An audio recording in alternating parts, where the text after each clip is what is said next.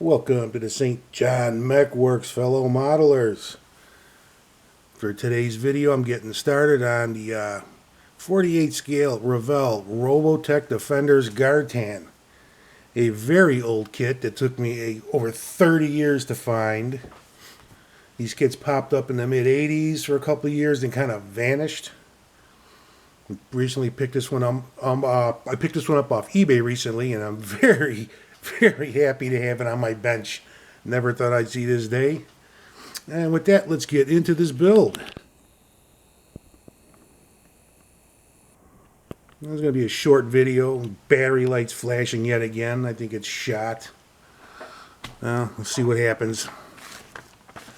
Start off with the legs on this kit. This is going to be pretty cool because these kits, when you get to this point in the build, some of them, the legs are attached to the waist, and once they're attached, you can't take them off because there's usually a waist piece wraps around, so they're difficult to paint. But these come off, and I'll be able to paint them, these three pieces separately, which is very nice. I love that. That's awesome. That's going to make the paint job very easy. Here's the torso and the cockpit. I'm going to tape this together or somehow hold it together and paint it as a one unit. Then it'll come apart so I can insert the cockpit and the arms. That's going to be cool. Here's our cockpit. Not a lot of detail there, but it'll look better with a coat of paint, some decals. We got a neat rocket launcher. And it's got this access panel, which is cool. So you can see the rockets once they're installed. Way cool. And he's got, I don't know what this is. Flamethrower. Laser cannon, not a clue. It looks like he's got the carry handle of an M16.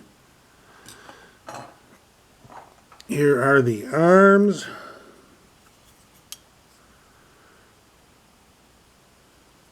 And it comes with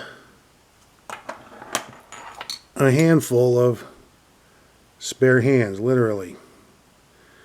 Easy to swap them out, replace them. Got a few clear parts here for lights and the cockpit glass. And that's about it for the major pieces. There's a standing version of our pilot, and it's going to get painted up real nice. But there's not a whole lot to the build. Pretty easy. I would almost put these kits in the beginner list, but they're very expensive and rare, so... But if you get your hands on one, they're pretty easy to build. Not a whole lot of pieces, a lot of weird pieces, so you got to pay attention to when you're during the build process. You don't put the wrong ones together because they're similar. Halves for the feet and the legs, but they're just weird kits, but they're cool. But I'm going to shut my trap and get on to painting Mr. Gartan here. I'm going to try to do a bang-up job on this one. With that, you guys have a good one, and I am off to the paint booth. Adios.